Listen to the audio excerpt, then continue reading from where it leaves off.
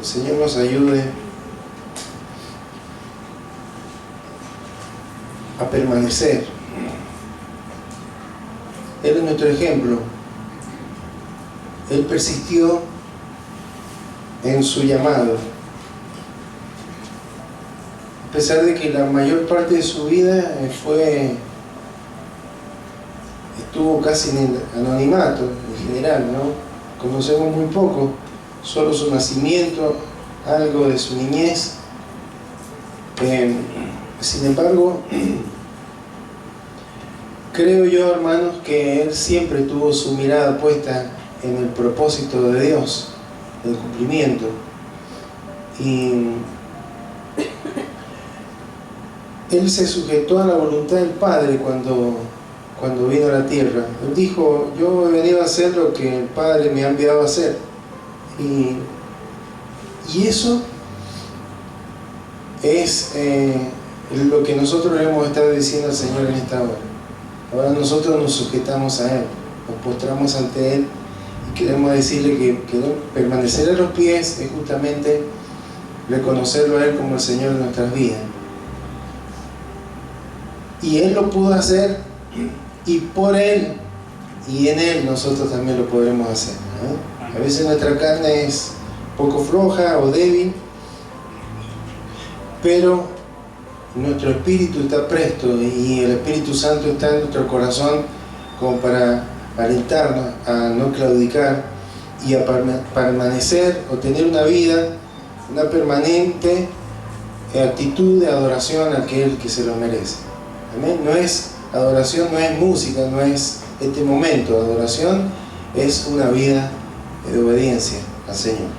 Amén. Quiero en esta noche compartir con ustedes una palabra. Le invito a que abra su Biblia en 2 de Samuel, capítulo 11. Vamos a leer los primeros 2 versículos de 2 de Samuel, versículo 11. 2 de Samuel, capítulo 11, versículos 1 y 2.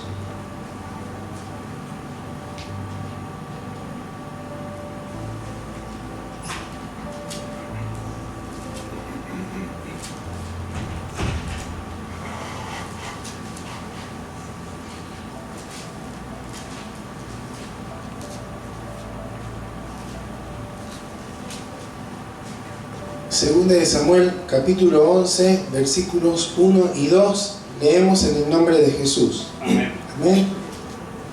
Dice así: Aconteció al año siguiente, en el tiempo que salen los reyes a la guerra, que David envió a Joab y con él a sus siervos y a todo Israel, y destruyeron a los amonitas y sitiaron a Rabá. Pero David se quedó en Jerusalén. Y sucedió un día, al caer la tarde, que se levantó David de su lecho y se paseaba sobre el terrado de la casa real, y vio desde el terrado a una mujer que se estaba bañando, la cual era muy hermosa. Amén. Invito a que oremos al Señor. Bendito Dios, estamos agradecidos, Señor, porque estamos en tu casa, y no como cualquier persona, Señor, sino como hijos tuyos, Señor. Y tu casa es la iglesia, el cuerpo de Cristo, y queremos conducirnos apropiadamente, Señor. No solamente al ponernos de acuerdo en cuestiones como qué es lo que vamos a cantar, cómo nos vamos a comportar, sino también en la actitud que tenemos los unos con los otros, sabiendo que somos miembros de un mismo cuerpo, de un único cuerpo, y que somos edificados, somos piedras vivas, formamos parte de tu casa, y cada uno tenemos algo que tú has puesto en nuestros corazones, que al compartirlo, Señor, y que hacemos justamente eso cuando nos reunimos, ¿Hay alguno entre vosotros que tenga salmos? Decía. ¿Hay alguno entre vosotros creo que tenga? Cada uno compartimos con nuestras voces, con nuestras palmas, con nuestras palabras, con nuestra oración, con nuestro clamor. Y esto es edificante, es algo poderoso. No se puede explicar naturalmente, es algo que produce el Espíritu. Por eso estamos agradecidos, qué privilegio que tenemos, Señor. Y en esta noche queremos pedirte que nos hables a través de tu palabra, que tu consejo, Señor, sea llegando a una buena tierra, a un buen corazón, donde produzca fruto para tu gloria, Señor. Siempre tú estás comprometido con tu palabra, eres fiel a ella. Y por eso, Señor, creemos que no vuelve a ti vacía, sino que cumple propósito. Por eso en esta hora te rogamos, Señor, que seas tú hablando en nuestras vidas, trayendo luz a nuestros corazones, recordando lo que hemos olvidado, afirmando lo que está un poco liviano tal vez en nuestros corazones, exhortando allí donde sea necesario cambiar alguna actitud. Señor, dispongo mi vida en tus manos. Seas tú, Señor, como cada vez que un siervo tuyo se dispone a hablar tu palabra, sea tu Espíritu Santo dirigiendo, Señor, mis pensamientos, mis palabras, mi voluntad, para que pueda, Señor, ser un instrumento de bendición y de edificación para tu iglesia. En el nombre de Jesús te lo pedimos. Amén. Bueno, cada una de estas últimas semanas que estamos viviendo a nivel país tienen diferentes hechos sobresalientes que ocupan gran cantidad de los mensajes, los noticieros. La semana pasada creo que fue todo lo concerniente a Rosario, el narcotráfico y todas aquellas cuestiones. Y esta semana, ¿qué fue? Las tormentas, ¿no? Las tormentas que se están produciendo y que son tan fuertes, ¿no? Dicen que los meteorólogos nombran a esto como superceldas. Bueno, en realidad todas las tormentas son celdas, son llamadas por ellos celdas, porque hay es como que se produce un intercambio entre el suelo y el cielo, ¿sí? Y la atmósfera. Cuando hace mucho calor, el sol calienta la tierra y hay aire caliente que, como es más liviano, empieza a ascender.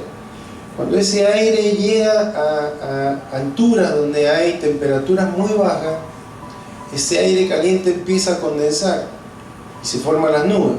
Así funciona, medianamente, ¿no? Simplificadamente.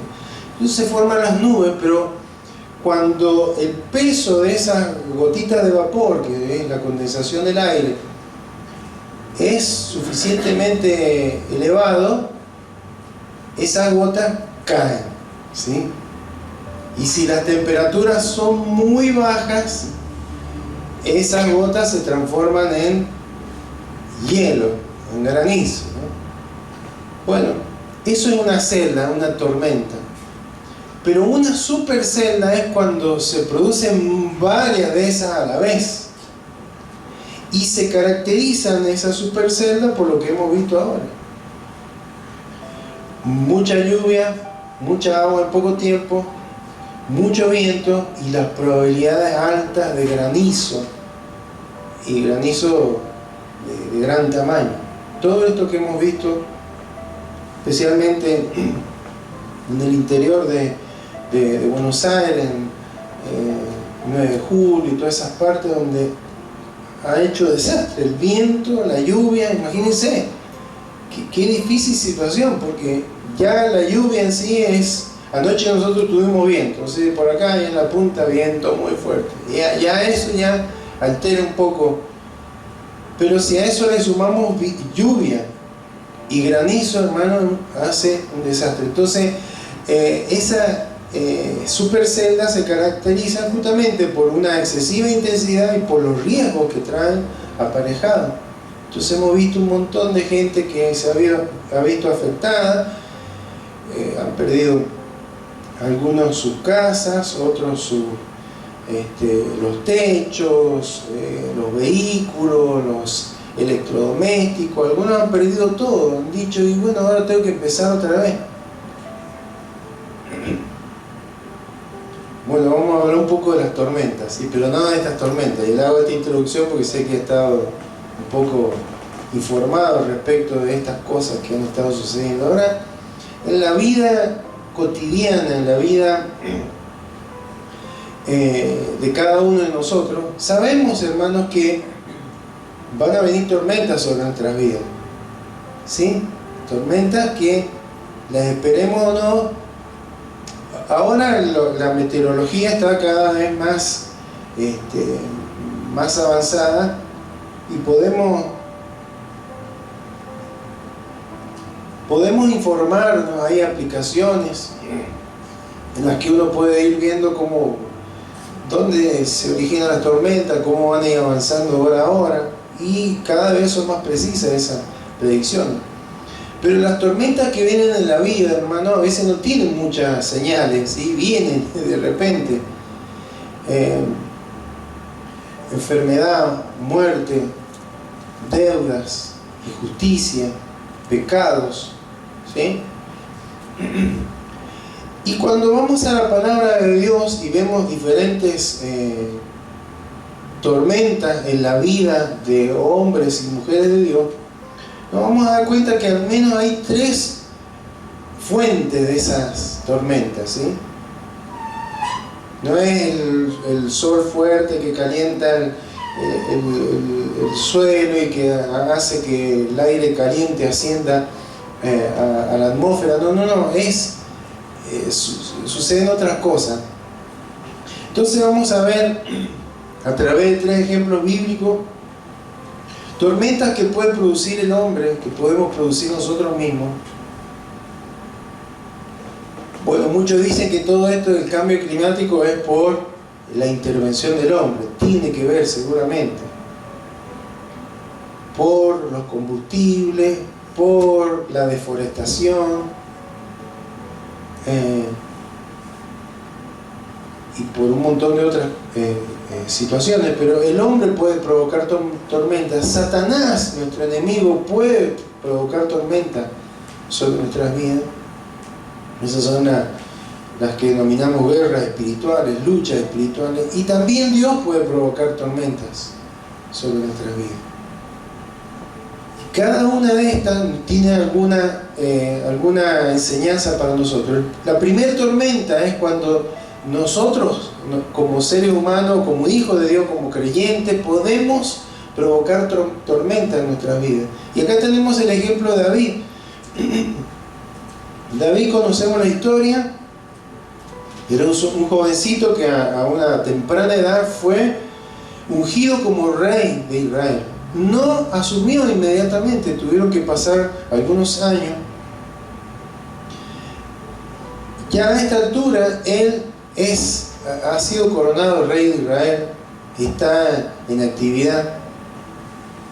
Y dice ahí que en el tiempo en que salen los reyes a la guerra, esto es en la primavera, hermanos, porque durante el invierno en esa zona hay lluvias que hacen inconveniente salir a la guerra, porque se entierran los caballos en el barro, los carros no pueden funcionar bien, no hay mucho alimento, porque es en invierno donde se siembra. Y la cosecha se produce en la época de primavera. Entonces esa es la temporada en la que los reyes salían a la guerra, porque los caminos estaban secos, había alimentos para enfrentar las jornadas que tenían que que pasar los ejércitos. Y en esa temporada, hermanos, David, en lugar de ir con el ejército, envía a Joab, a un general del ejército, con todo el ejército, y ellos van y tienen una victoria sobre los amonitas, ¿sí? Porque tenían un ejército bien consolidado, estaba bien preparado.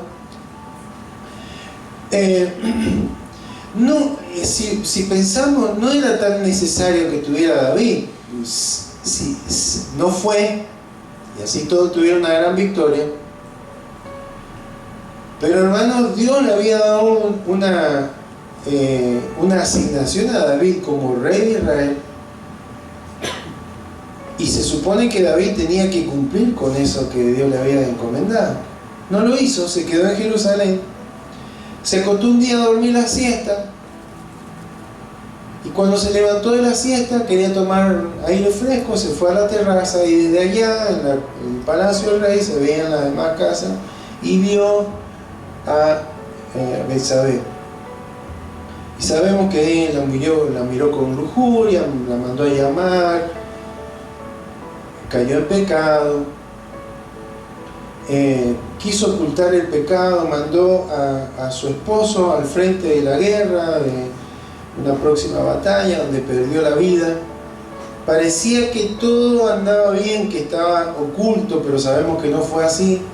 Salmo 32, versículos 3 y 4, dice, a pesar de que él quiso ocultarlo, dice, mientras callé, se envejecieron mis huesos en mi gemir todo el día, porque de día y de noche se agravó sobre mí tu mano. Se volvió mi verdor en sequedales de verano. ¿Sí? Aquí había algo en el corazón, y sabemos la historia, ¿no? Pero acá podemos ver, hermanos, a un hombre que estaba todo bien. Un reino con paz, en victoria. Esta victoria que tuvieron ahí era para consolidar bien la estabilidad de su reino, pero sin embargo, hermano, él se genera a sí mismo una tormenta cuyas consecuencias le acompañaron el resto de sus días. Y como nosotros conocemos la historia, no vamos a leer todo, pero primero, hermanos, encontramos la gracia de Dios derramándose sobre la vida de David. No porque sí, sino porque él se arrepintió. Cuando Natán el profeta fue y lo confrontó, él confiesa ahí por el capítulo 12, el que sigue, versículo 13, él dice, pequé contra Jehová. No se justifica, no dice, bueno, pero que soy débil, a todo le puede pasar. No, pequé contra él. Por eso David era un hombre conforme al corazón de Dios, porque no era perfecto, pero cuando se equivocaba lo reconocía y se arrepentía, tuvo un verdadero arrepentimiento. Ese mismo Salmo 32, pero el versículo 1 y el versículo 2 dice, cuán bienaventurado es aquel cuya transgresión es perdonada, cuyo pecado es cubierto. Cuán bienaventurado es el hombre a quien el Señor no culpa de iniquidad. Fue perdonado. Dos clases de perdón. Uno judicial, porque la ley, hermana, en el libro de Levítico decía que aquel que adulteraba, ¿qué tenía que ser? Apedreado. Y aquel que asesinaba, ¿qué tenía que ser? También le tenían que perder la vida, le tenían que quitar la vida, le tenían que apedrear. Entonces Dios lo perdona y lo deja con vida. Y además tiene un perdón espiritual, podríamos decir, porque Dios se reconcilia con David. No lo desecha como a Saúl, porque Saúl no se arrepintió. David sí se arrepiente, y ahí vemos la gracia, el favor de Dios, inmerecido, pero que es derramado sobre la vida de David. Entonces vemos un hombre que se aparta de la voluntad de Dios, un hombre que al apartarse de la voluntad de Dios, de lo que Dios le ha dicho que tiene que hacer, se expone al pecado, cae en pecado, Y vemos la gracia de Dios perdonándolo porque él se arrepiente. Pero también vemos, hermano, en esta historia, si usted sigue leyendo, que el pecado, aunque fue perdonado, tuvo sus consecuencias sobre David. Esa tormenta de la que estábamos hablando tuvo sus consecuencias. Primero, ahí en el versículo 10 de Samuel 2, de 2 Samuel 12, dice Natán, o Dios le dice a través de Natán: no se apartará jamás de tu casa la espada. Hasta que envejeció, hermano, siguió en guerra. Estaba en paz ahí, pero ahí va a tener problemas. Esa es la consecuencia. Primero, hermano, Dios tenía que, por supuesto, guardar su nombre, por así decirlo. No es cualquier cosa. Y también para las futuras generaciones que tenían que aprender, cuidado con apartarse de la voluntad de Dios.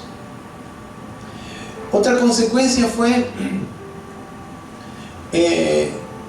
versículos 11 y 12, que eso mismo que él hizo en secreto, dice: ahora a tus mujeres le va a pasar lo mismo, pero va a ser público. Esto del pecado que hoy existe con Betsabé, pero también con la muerte de Urías, el esposo de Betsabé. Y entonces, ¿qué le dice? Bueno, eso mismo te va a pasar. Y sabemos, hermano, qué es lo que pasó. Amnón violó a una hija de David. Absalón se levantó y lo mató a ese. Después se rebeló. Con todo eso, hermano, fue la tormenta que David mismo se trajo sobre su vida. Y además, hermanos, versículo 14 dice: el hijo que ha nacido va a morir. A los 7 días de nacido, ese niño murió. Pues tuvo otro hijo llamado Salomón, ¿sí? Con Betsabé, pero ese niño murió. Y ahí nos damos cuenta, hermanos, qué importante es mantenernos en la voluntad de Dios. La voluntad perfecta de Dios, no la permisiva. La voluntad perfecta de Dios, porque Dios no es que mandó un ángel y le dijo a David: tenés que ir con el ejército sí o sí. Dios le permitió quedarse, pero las consecuencias vinieron porque él se puso al pecado. Y cuando él se salió de la voluntad de Dios, cayó en pecado, cometió pecado, hermanos, y provocó una tormenta. Dios le perdonó, aunque las consecuencias del pecado siguieron. ¿Está bien? Eso es muy necesario tenerlo en cuenta. Entonces, esta es la primera tormenta, cuando un hombre, una mujer puede originar una tormenta. ¿Cuándo podemos hacer esto? Cuando nos apartamos de la voluntad de Dios. Estamos muy expuestos, hermano, a caer en error, en pecado. Y eso, hermano, nos puede traer consecuencias. Algunas consecuencias son más notables que otras, ¿sí? De repente, me aparto de la voluntad de Dios, dejo de hacer lo que tengo que hacer, me vuelvo en una vida de disolución y me pego un golpe, un accidente con una moto y me quiebro. Bueno, esa es la consecuencia. Me van a tener que poner clavos, me van a enyesar. Pero bueno, me arrepiento, Dios me perdona. ¿Y las consecuencias cuál serán? Y cuando cambie la temperatura, el clima, me va a doler la pierna, seguro. Pero no es tan grave como lo que le ocurrió a David, porque sabemos por la palabra que el pecado de adulterio, de fornicación, son muy graves. Las consecuencias son muy graves. Cuando uno lee Apocalipsis, hermano, está ya en la época de la gracia, y ve las consecuencias de esto, es grave, sigue siendo grave, porque a veces no, pero ahora estamos en la gracia, no es tan así, hay que ser más perdonador. No. El que peca, el que fornica, el que adultera contra su propio cuerpo peca. Y entonces las consecuencias, hermanos, son más duraderas, más extensas y más graves. ¿Amén? Entonces, esta es la primera tormenta, cuando nosotros mismos al apartarnos de la voluntad de Dios y al caer, al pecar, traemos tormentas sobre nuestras vidas. Dijimos que la otra tormenta, ¿quién la puede provocar? Satanás, el enemigo, ¿no? Vamos a Job capítulo 1, versículo 9 al 12.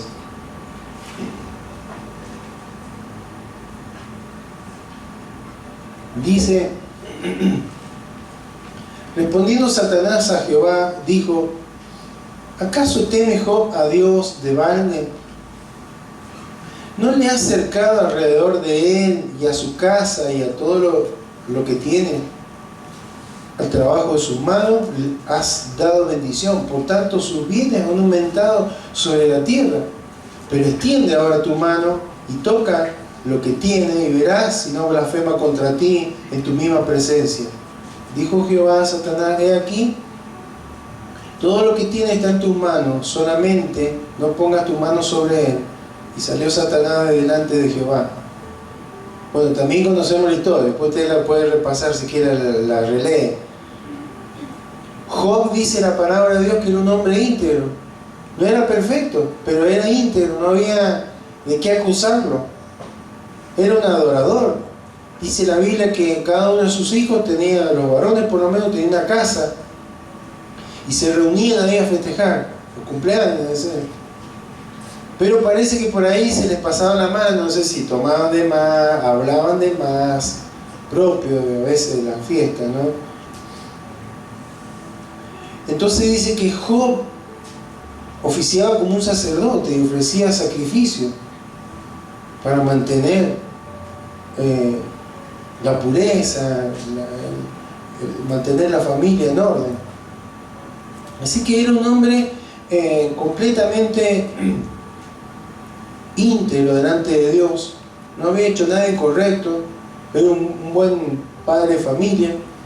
Sin embargo, hermanos, de repente, por algo que estaba sucediendo entre Dios y Satanás, ¿sí? No vamos a entrar en esto, pero ¿qué? El diablo le habla a Dios, Dios le habla a Dios. No importa. Lo importante, hermanos, es que él se vio involucrado en una guerra espiritual, en un conflicto espiritual, sin saber por qué.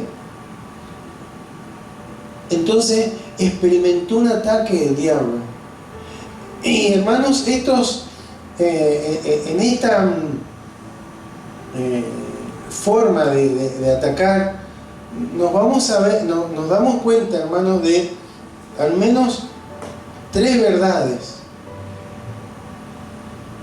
que usted y yo vamos a vivir cuando el diablo nos ataque. Primero, que Dios es soberano, Dios tiene control sobre todas las cosas. Segundo, que es sabio. Y tercero, que Dios es amor. Dios va a estar siempre a nuestro lado. Cuando vemos lo que le pasó a Job, nos damos cuenta primero que justamente la soberanía de Dios, Satanás no puede hacer cualquier cosa sobre la vida de un hijo de Dios. Está siempre limitado, porque el que es soberano sobre todas las cosas es Dios. Entonces nunca nuestro adversario va a poder venir y confrontarnos porque sí nomás o sin la autorización de Dios. Pero de hecho, hermanos, tenemos luchas espirituales muchas veces. Algunas porque le hemos dado lugar a nuestro enemigo, porque hemos fallado a Dios, porque hemos desobedecido, porque estamos en una actitud de rebeldía, porque hemos bajado a la guardia espiritual, lo que sea. Pero otra vez, hermano, porque nos quiere, a un hijo de Dios, a una hija de Dios, le quiere, lo quiere apartar. El Nuevo Testamento, en Corintios, dice desviar de la sencillez y pureza de la devoción a Cristo. Nos quiere apartar de Cristo, pues somos peligrosos para Él. Pero no va a poder avanzar más de lo que Dios le permita. Pero fíjese en qué áreas ataca. Primero, perdió todos los bienes, ¿sí? Todo el ganado, todos los asnos, las vacas, los camellos que tenía, los perdió todo. ¿Ha sido atacado alguna vez así en la parte de la economía, en la finanza? Es muy común. Después pierde a los seres queridos, hermano, pierde a todos sus hijos. Cuando a veces perdemos un ser amado, es muy común que el diablo ataque para que nos enojemos con Dios, para que nos alejemos del Señor, para que no tengamos ganas de orar, de buscarle, de congregarnos, porque nos enojamos. El diablo ataca ahí. Y también Job experimentó la pérdida del apoyo de los demás. La esposa, hermana, le dijo: maldice a Dios y morite. ¿Sí? Y los amigos, en lugar de ayudarlo, medio que lo enterraban más de lo que estaba sufriendo. También tuvo una pérdida en su salud. Fíjese todas las áreas en las cuales, hermano, podemos tener luchas espirituales. En la finanza, en el área de la salud, en el área de la pérdida de seres amados, en el área de sentirnos sin apoyo, todas tendientes a apartarnos del Señor. Pero vemos, hermano, que ahí el diablo se tuvo que quedar callado, porque Job, más allá de que no entendía nada, más allá de que por ahí patinó un poco, hermanos, no levantó su voz contra Dios. Maldijo el día que nació, se quería morir, y etcétera, etcétera, hermano, pero él no maldijo a Dios. En algún momento dijo: Dios dio, bueno, Dios quitó también. Entonces, primero que Dios es soberano, no le va a permitir al diablo que avance más con esas tormentas sobre nuestra vida. Segundo, que Dios es sabio, hermano, que a pesar de que Job no entendía nada de por qué le pasaba todo aquello, Dios sí sabía lo que estaba pasando. Y en los ataques, hermanos, espirituales que podemos tener, Dios cumple propósitos. Dios, todas las cosas nos ayudan a bien. Entre las que menciona, ni ángel, ni principado, ni nada nos puede separar del amor de Dios, que es en Cristo Jesús. Amén. Entonces, Dios sabe lo que está haciendo. Él es sabio, hermano, y aunque nosotros no entendemos, Dios sí sabe qué es lo que está haciendo. Y tercero, Dios nos ama. Y hermanos, Él se va a manifestar con su amor. No nos va a dejar solos en medio de una tormenta, en medio de un ataque de las tinieblas sobre nuestras vidas. ¿Cómo fue la expresión del amor de Dios sobre Job? Bueno, volvió a tener mucho más de lo que tenía antes, en lo familiar, en lo económico. Pero creo, hermano, que la muestra más grande del amor de Dios sobre Job es que Él se reveló a Job como nunca lo hubiera hecho, si no es a través de esa tormenta. ¿Por qué? Job realmente conoció a Dios y realmente se conoció a Él. Habían cosas de Dios que no conocía, de oídas te había oído, pero ahora mis ojos te ven. Pero también él conoció. Juan de Virucho por ahí estaba, a pesar de que era un hombre íntegro. Así que este es otro tipo de tormenta, hermano, que puede venir sobre nuestras vidas. No será una supercena, no será esta tormenta, pero sí en lo espiritual. Nos atacan con dardos de fuego para apartarnos de nuestra fe. Por eso tenemos el escudo de la fe, para resistir, hermano, al diablo. Someteos pues a Dios, resistid al diablo y él huirá.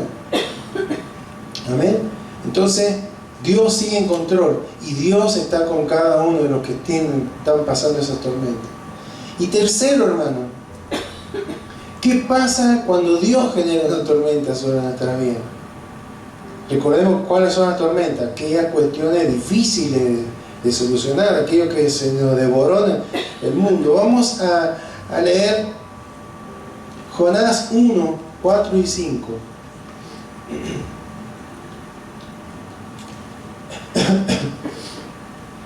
Jonás capítulo 1, versículos 4 y 5. Dice,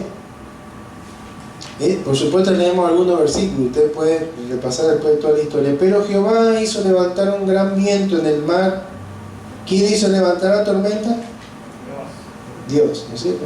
Y hubo en el mar una tempestad tan grande que se pensó que se partiría la nave. Y los marineros tuvieron miedo y cada uno clamaba a su Dios.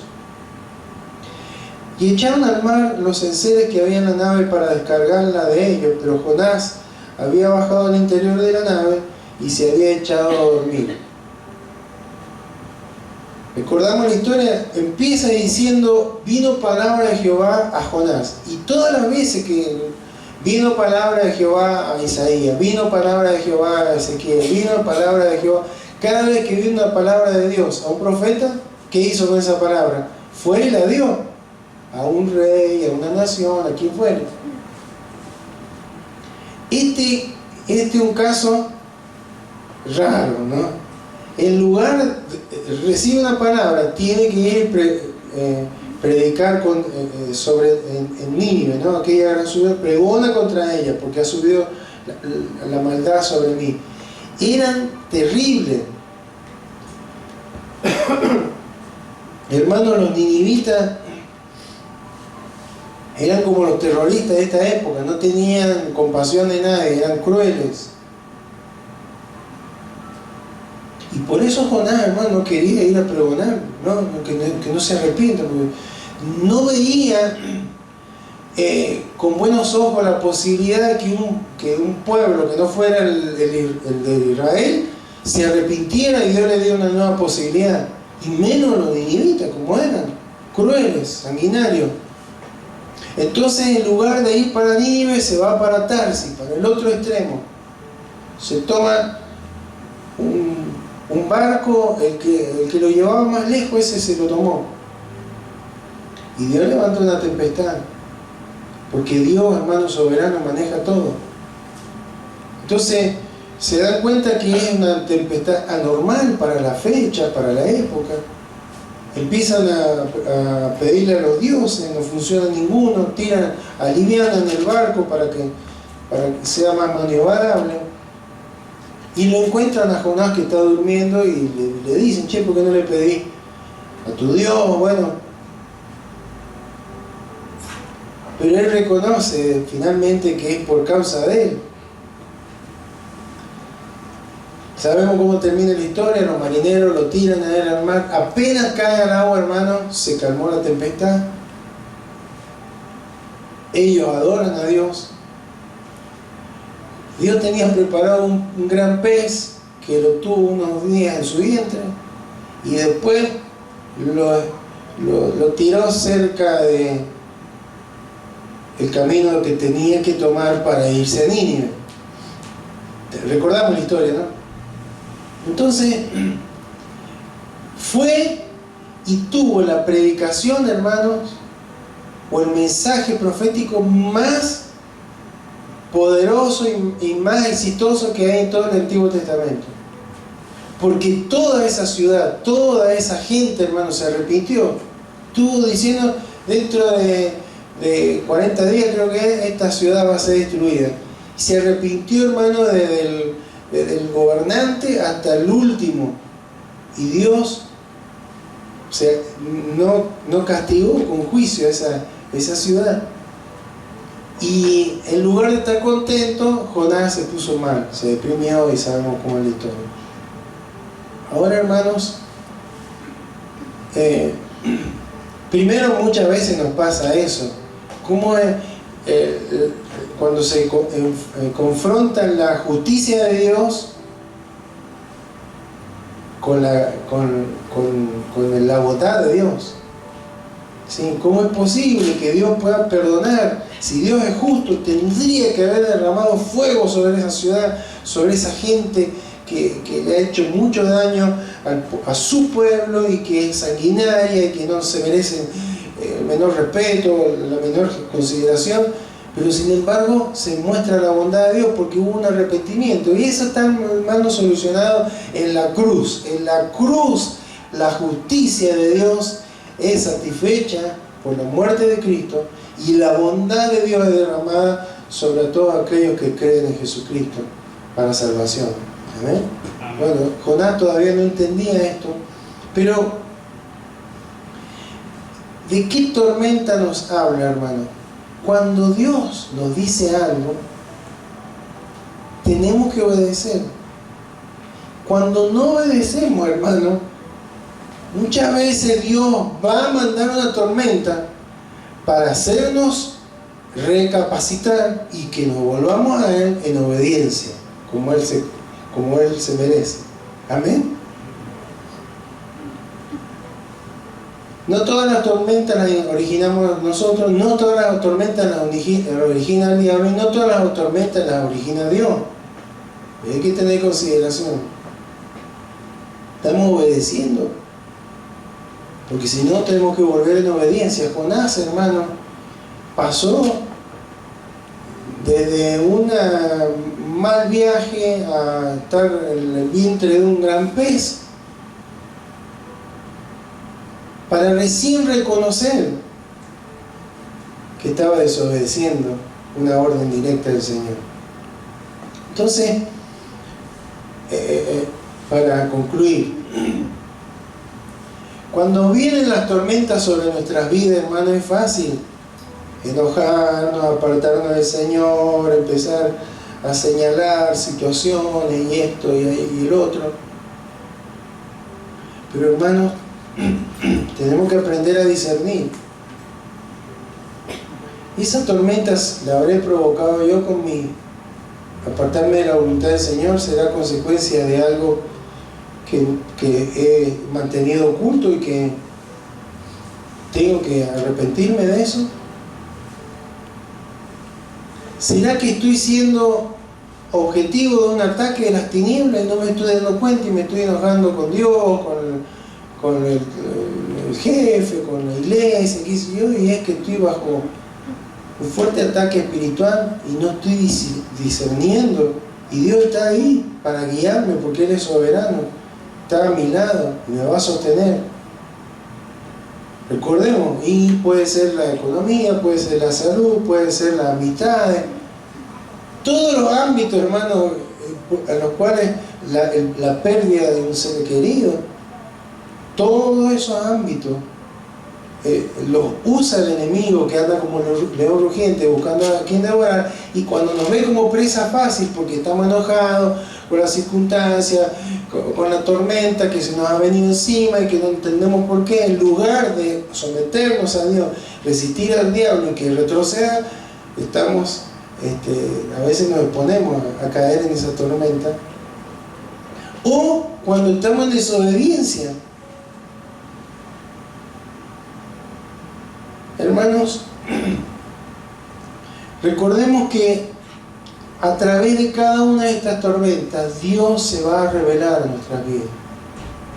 Dios se va a revelar. Cuando los discípulos estaban en la barca y la barca estaba siendo azotada por una gran tempestad,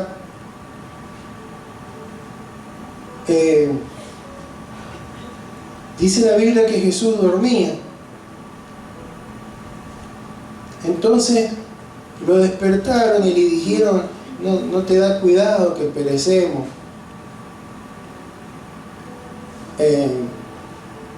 Y Jesús como que le dice: hombre de poca fe, ¿por qué dudar? Él reprende y se calma todo, y ahí Él se revela como el que tiene autoridad. Ya estaba revelado, pero no en sus corazones, el que tiene autoridad sobre la naturaleza.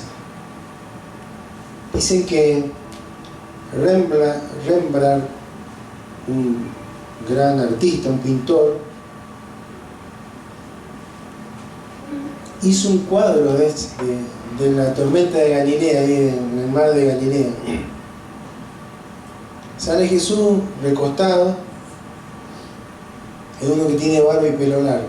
La vi por la duda. Pero en lugar de haber 12, hay 13.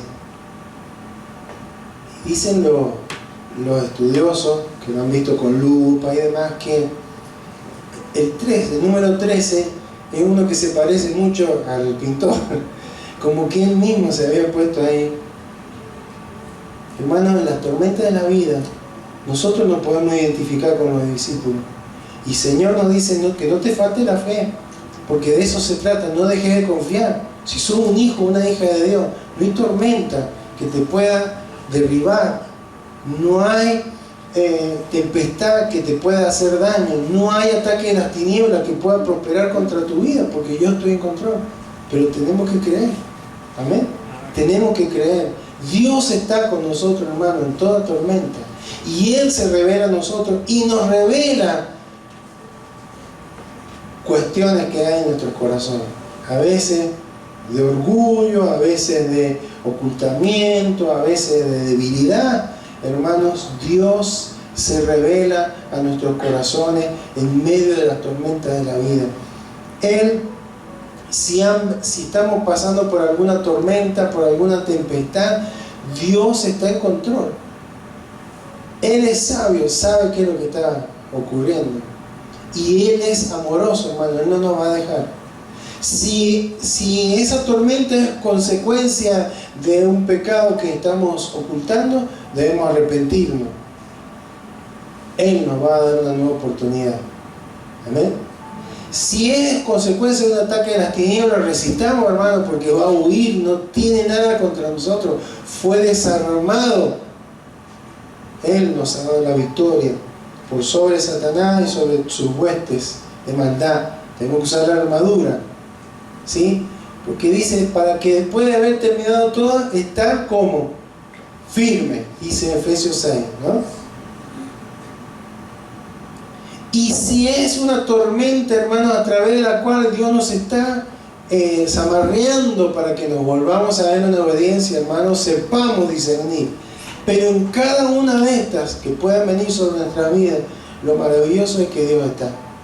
Dios no nos abandona. Y no solamente eso, no solamente que todas las cosas nos ayudan bien, que vamos a salir adelante, que Él nos va a sostener, que Él va a proveer, que Él va a hacer milagros, etcétera, etcétera, sino que Él se va a revelar en nuestra vida. Y Él va a revelar cosas en nuestro corazón que nos van a hacer bien, para que podamos seguir adelante. Recordemos, David pecó, pero nunca más cayó en ese pecado. Dios reveló su corazón, Él se arrepintió, fue limpio de su iniquidad, de la raíz de eso, para que pudiera seguir adelante. Tuvo consecuencias, pero Dios estuvo con él en todo lo largo de su reinado, a tal punto que el libro de Hechos dice que David sirvió a su propia generación.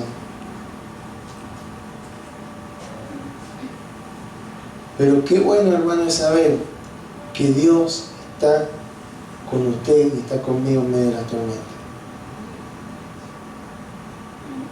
Bueno, ¿cuándo va a venir la tormenta?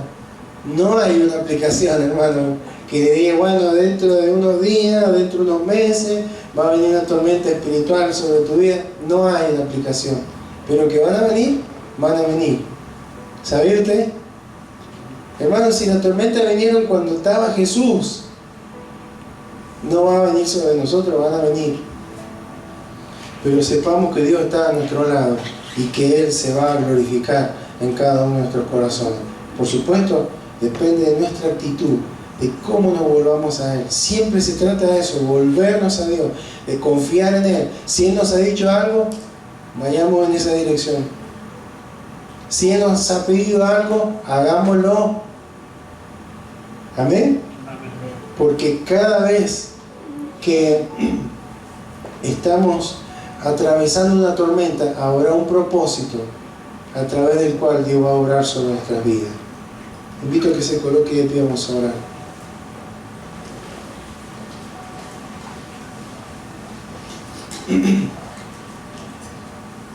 Padre Santo, en esta tarde te damos gracias porque hemos podido meditar en estos aspectos, Señor, con algunos ejemplos de tu palabra.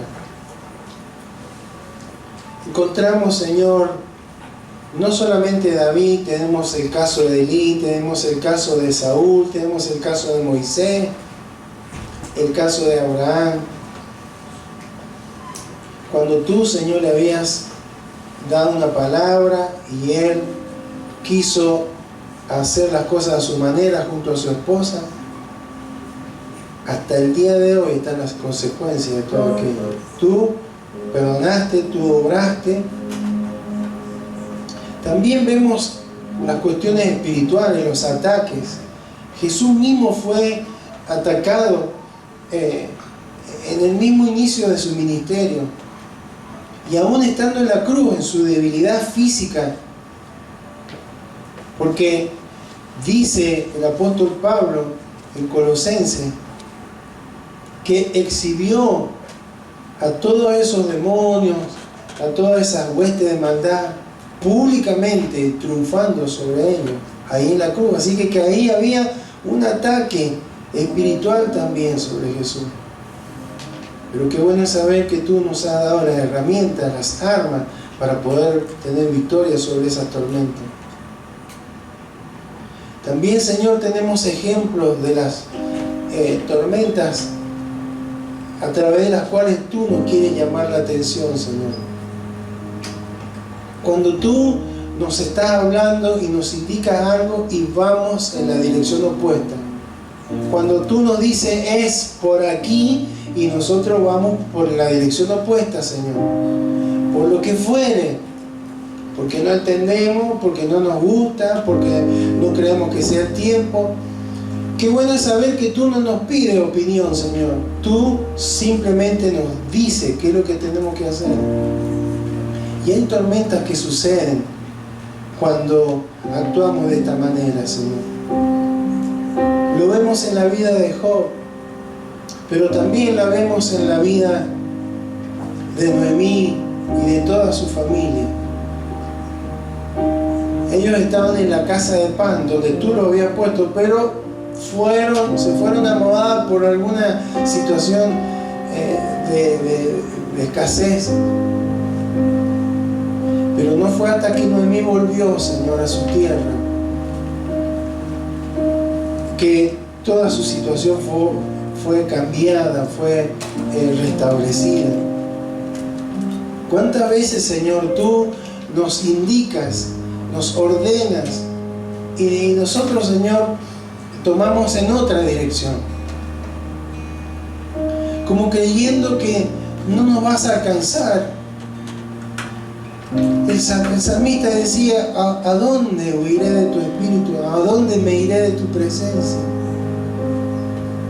Si me fuera a los confines de la tierra, o a lo alto, o a lo profundo del mar, de allí,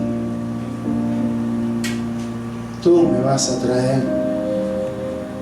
Señor, gracias porque tú nos atraes con amor hacia ti, Señor.